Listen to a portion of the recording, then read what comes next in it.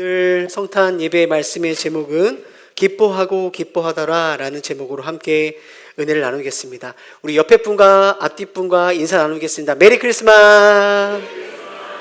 메리 크리스마스. 네, 메리 크리스마스 할 때는 웃으면서 인사해야 되는 게 자연스럽지 않을까요? 네, 메리 크리스마스입니다. 아기 예수로 이 땅에 태어나신 주님, 우리를 위하여 이 땅에 오신 주님, 주님이 이 땅에 우리의 구원자로 오시기 때문에 메리 크리스마스가 다니는 거죠. 제가 오늘 이렇게 뒤에서 인사하는데 우리 사랑하는 우리 성도님들의 가족들이 오늘 성탄절에 또 이렇게 많은 분들이 참석해 주셨습니다. 그렇게라도 함께 하심이 기쁜데, 교회를 사실 안 다니는 사람들도 크리스마스가 되면 왠지 모르게 이렇게 들뜨고 설레이고, 그래서 막 음식도 가족과 친구들과 나누고 선물도 나누고 이런 일들이 있죠. 크리스마스 시즌이 되면 그래서 사람들의 행복 지수가 높아진다고 합니다. 그래서 이때 소비율이 급증해서 이제 백화점이나 어떤 이렇게 하는 데는 이렇게 아주 중요한 시즌이죠. 혹시 그거 아십니까? 사진 한번 보여주시죠. 한국에서 불교에서 가장 큰 종파인 조계종은 2010년부터 예수님의 탄생을 기념하는 축하 행세를 매해 벌입니다. 다음 것도 하나 보여주시죠. 네, 이 동자승 마스크를 쓰고 예수님의 탄생을 우리를 위해서 대신 기뻐해 주고 있어요.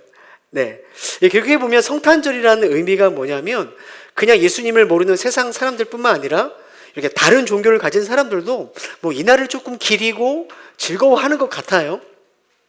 근데 성도님들, 이 세상 사람들이 성탄절을 기념하고 축하하는 이유는 사실 오늘 우리가 기뻐하는 이유와 본질적으로 전혀 다르죠. 여러분, 우리가 성탄절을 왜 기뻐하겠습니까?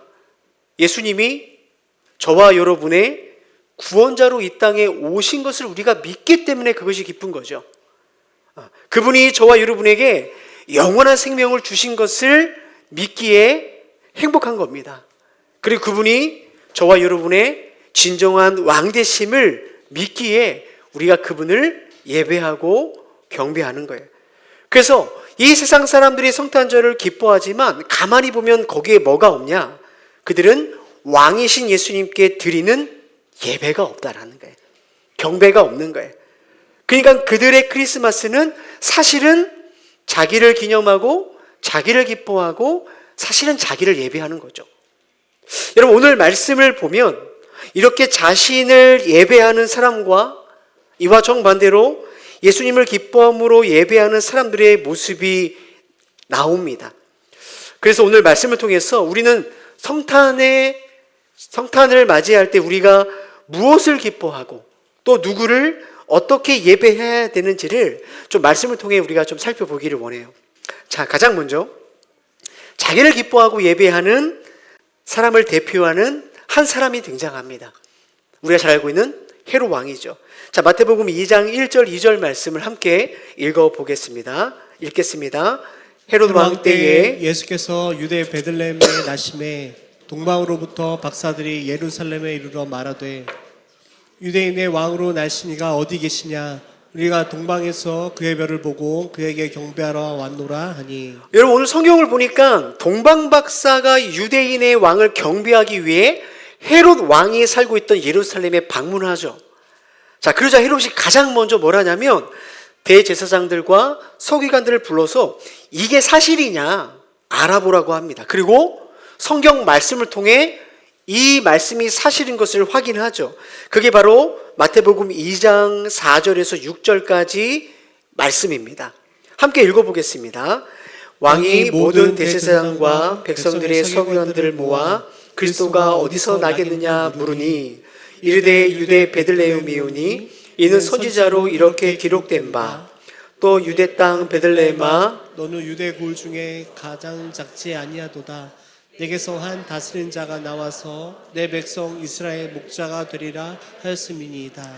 자, 헤롯은 대제사장과 서기관을 통해서 하나님께서 이스라엘에게 구원자를 베들레헴으로 보내주시겠다라는 말씀을 듣죠. 말씀을 통해 메시아가 태어날 거다, 구주가 탄생할 것이다라는 것을 듣습니다. 그런데 그는 단 한 발자국도 예수님이 태어난 베들레헴으로 움직이지 않습니다.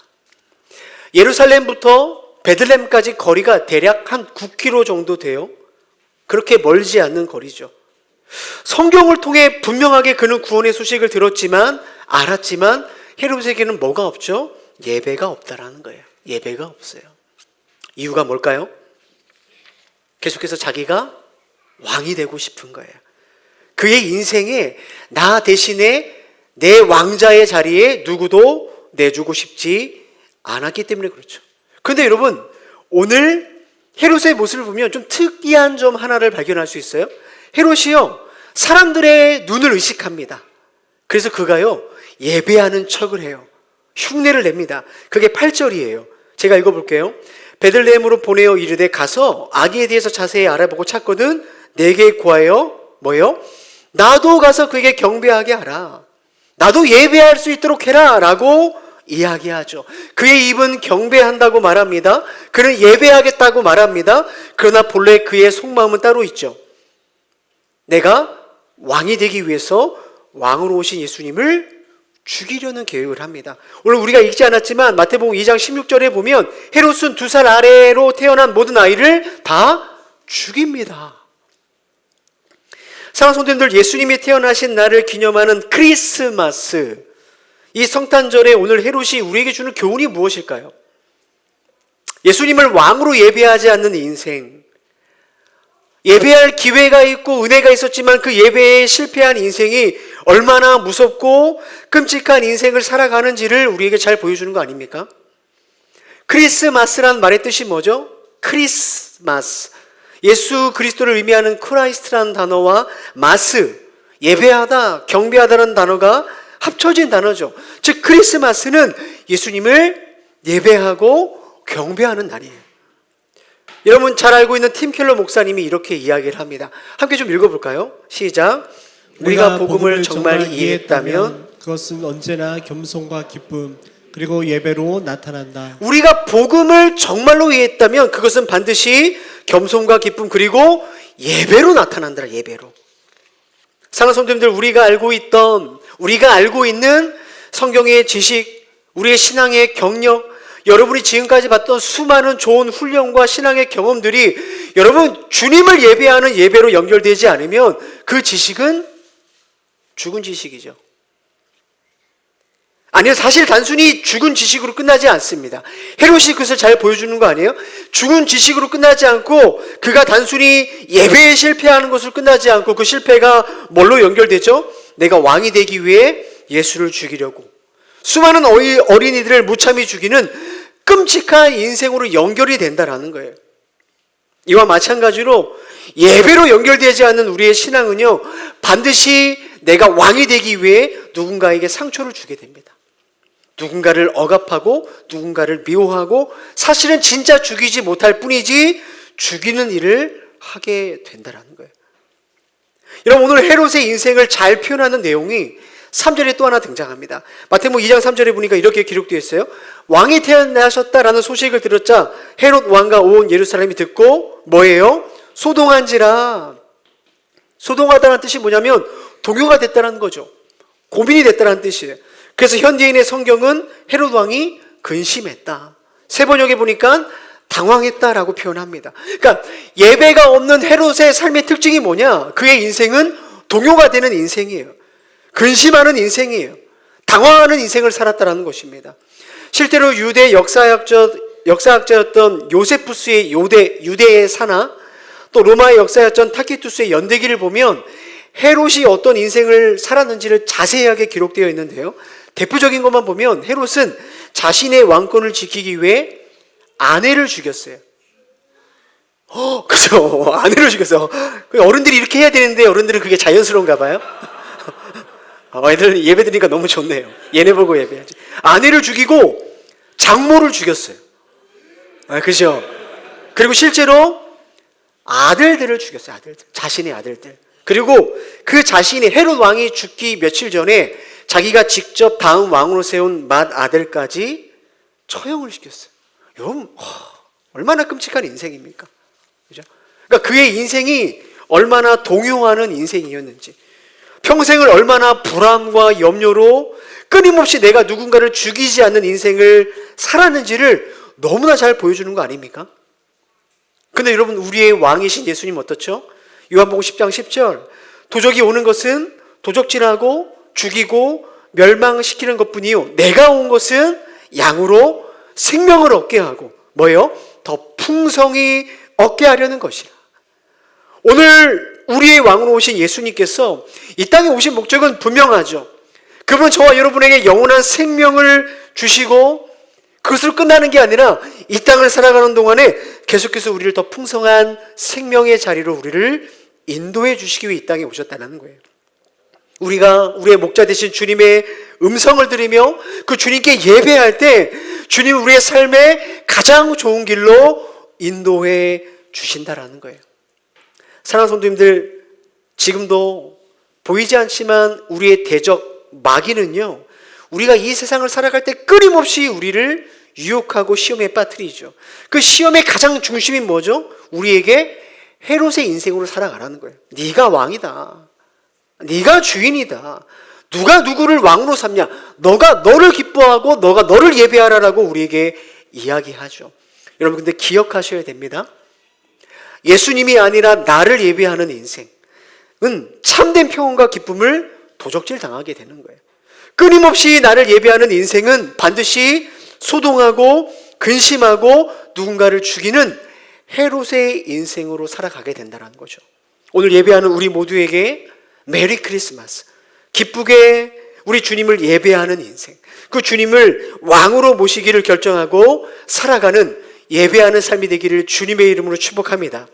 자, 이렇게 자기를 예배하는 사람과 반대로 예수님을 왕으로 예배하는 동방박사의 모습을 통해 우리는 예배하는 자의 모습이 어떤지를 또한 알게 됩니다. 자, 2절 말씀 함께 읽어보겠습니다. 시작. 유대인의 왕으로 나시니가 어디 계시냐? 우리가 동방에서 그의 별을 보고 그에게 경배하러 왔노라 하니. 자, 동방박사가 드리는 그 예배를 통해서 우리가 알 수 있는 것은 동방박사의 예배는 말이 아니라 그들의 삶으로 예배했다는 것입니다. 예배는 말이 아니라 삶으로 드리는 거예요.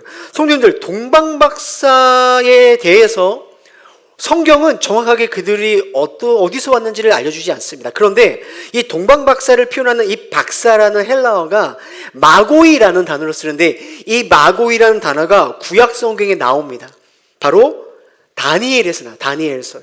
왕의 그 바벨론 왕의 꿈을 회복하기 위해서 바벨론 왕이 현자들, 지혜자들을 다 모으거든요. 그때 그들을 표현하는 단어가 마귀라는 단어로 사용합니다. 그래서 이 동방박사들이 바로 이 바벨론, 페르시아라고도 부르고 오늘날로 말하면 이란 지역에서 왔다라고 대부분의 학자들은 이야기합니다. 자, 그렇기 때문에 어떻게 동방박사가, 그 멀리 있는 동방박사가, 아니 이 구약 성경에 예언된 이 유대인의 왕이 베들레헴에 온 걸 어떻게 알았을까 추측할 수 있죠. 바로 바벨론 포로기 때, 그죠? 다니엘 시대 때 유대인들이 갖고 있던 성경을 통해서 그들이 그 예언들이 그들에게 전수되었다라고 우리는 충분히 추측할 수 있는 거예요. 자, 그렇게 본다면 동방박사들이 지금 예수님을 예배하기에 최소한 얼마를 걸었는가? 2,000에서 3,000km를 걸어왔어요. 시간은 대략 3달 이상 소요됐을 거라고 추측합니다. 즉, 그들의 예배에는 뭐가 있습니까?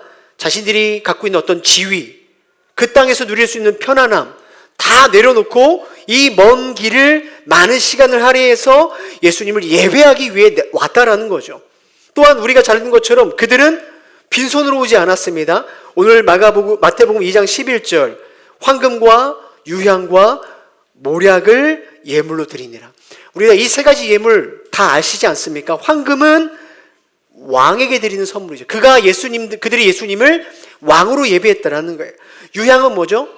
제사 때 제사장들이 성전에서 피운 향이죠. 예수님을 영원한 대제사장으로 예배했다라는 것입니다. 모략은 뭡니까?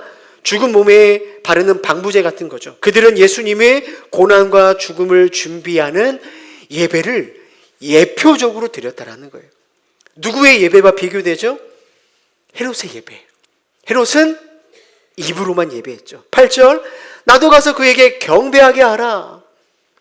실상은 하나님을 예배하고 예수를 예배하는 게 아니라 입으로만 예배했지 자신을 예배하는 인생을 살았던 헤롯과 비교가 되는 거예요. 사랑하는 성도님들, 주님께 드리는 예배는요, 우리의 시간을, 때로는 우리의 편안함을, 우리의 안정과 세상의 즐거움을 뒤로 하고 주님 앞에 나오는 그 삶이 반드시 포함되어야 됩니다. 예배하기 위해 먼 길을 걸어온 이 동방박사의 예배가 그것을 우리에게 잘 보여주는 거죠. 또한 우리의 예배는 입으로만 드릴 수 없어요. 우리의 예배는 실제로 나의 가장 귀한 것을 드리는 행동이 따라옵니다. 동방박사가 황금과 유향과 모략을 드린 것처럼 말이죠. 사랑하는 성도들, 오늘 우리는 성탄절에 주님을 예배하기 이 자리에 모입니다. 그리고 매주 우리는 주님을 예배하죠. 오늘 우리들은 무엇으로 예배를 드리고 있습니까? 오늘 우리의 예배는 헤롯처럼 입으로만 드리는 예배입니까? 아니면 동방박사처럼 삶으로 드리는 예배입니까? 사도 바울은 로마서 12장 1절에 이렇게 이야기하죠. 그러므로 형제들아, 내가 하나님의 모든 자비하심으로 너희를 권하노니 너희 몸을 하나님이 기뻐하시는 거룩한 산 제물로 드리라. 이것이 너희의 영적 예배니라. 오늘 저와 성도님들의 예배가 하나님이 받으시는, 하나님이 기뻐하시는 삶의 예배로 드려지게 되기를 주님의 이름으로 축복합니다. 자, 마지막으로 동방박사의 예배에는 말씀에 순종하는 예배가 있었다는 거죠. 자, 12절 말씀 함께 읽어보겠습니다. 시작. 내가 하나님의 제가 읽겠습니다. 제가 안 쳤나 봐요. 자, 그들은 꿈에 헤롯에게로 돌아가지 말라 지시함을 받아 다른 길로 고국에 돌아가니라. 자, 동방박사가 예수님께 예배하러 올 때 어떻게 왔죠? 뭘 보고 왔죠? 별의 인도를 따라 왔습니다. 그죠? 또한 고향으로 돌아갈 때도 누구의 인도함을 받죠? 하나님의 인도함을 받고 고향으로 돌아갑니다. 그들은 헤롯에게 지시를 받았어요. 아기를 발견하게 된 나한테 고하라. 이스라엘의 최고의 권력자 헤롯 왕의 지시를 받았지만 그들은 헤롯 왕의 지시를 따르지 않죠. 세상의 권력자의 지시를 따라가는 것이 아니라 하나님의 지시를 따라 움직이는 거예요. 성도님들, 예배자의 가장 뚜렷한 열매가 있는데 그것이 뭔가? 예배자는 말씀의 지시를 받고 움직인다라는 거예요. 우리가 얼마 되지 않은 인원이지만 제가 보니까 생각이 다 다르세요. 그렇죠. 살아온 배경이 다르기 때문에 저보다 다른 생각을 가지고 우리는 있습니다. 그런데 여러분, 우리가 교회의 머리가 되시고 왕이신 예수님을 믿음으로 고백하는 이상, 그 믿음으로 우리가 모인 이상, 그 다양한 배경과 생각들이 어디에서 하나로 모여져야 될까요? 하나님의 말씀의 하나로 모아져야 된다는 거예요. 아무리 내 생각이, 내 경험이, 내 상식이 맞는 것 같더라도 성경이 말씀하시면 우리 모두는 그 말씀의 지시를 따라 저나 여러분이 같이 움직이는 것이 바로 교회죠.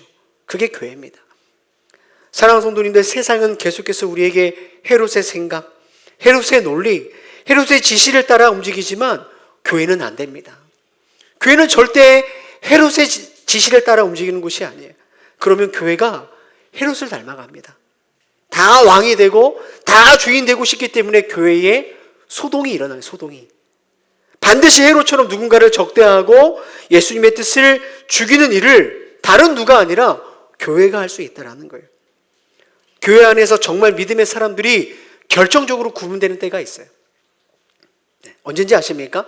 막 자기 주장을 하더라도 말씀 앞에 순복하는 사람, 세상의 지시를 따라가더라도 말씀의 지시를 따라 방향을 바꿀 줄 아는 사람, 바로 그런 사람들이 오늘 동방박사처럼 주님을 왕으로 예배하는 자들이라는 거예요.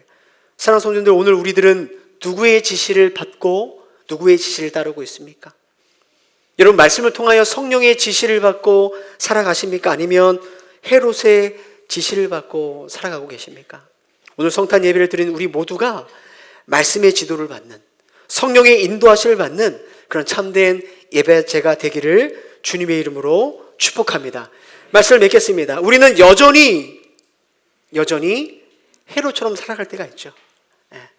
그래서 우리의 인생은 끊임없이 소동이 일어나요. 내가 왕이 되기 위해서 누군가를 어렵게 하고 또 나 또한 누군가로부터 어려움을 당하고 힘든 인생을 살아가는 건 우리들의 모습이에요. 이게 바로 자기가 왕이 되려는 헤롯 왕에 붙들린 인생의 모습이라는 거죠. 여기에는 아무런 소망이 없습니다. 그런 우리에게 소망이 있죠. 뭡니까? 우리의 진정한 왕이 되시기 위해서 주님께서 이 땅에 오셨어요. 주님께서 영원한 왕이신 주님께서 영광의 자리를 버리고 이 땅에 인간의 모습으로 오신 거예요. 세상의 왕 헤롯 왕은 자기를 지키기 위해 누군가의 생명을 빼앗지만 여러분 영원한 왕이신 주님은 당신의 생명을 우리에게 주시기 위해 십자가에서 생명을 내어주시는 거 아니겠습니까? 성도님들 어떤 왕을 섬겨야 될까요? 어떤 왕을 섬기는 게 행복하고 지혜로운 인생을 살아가겠습니까? 내가 왕으로 살고자 하는 헤롯 왕을 계속해서 섬기시겠습니까? 아니면 예수 그리스도가 우리의 왕이 되어야 하겠습니까? 우리의 영원한 생명 되시고 참 평안과 기쁨 되시는 주님만을 기쁨으로 예배하는 그분을 왕으로 섬기는 우리 모든 동행교회 식구들 되어지기를 주님의 이름으로 축복합니다.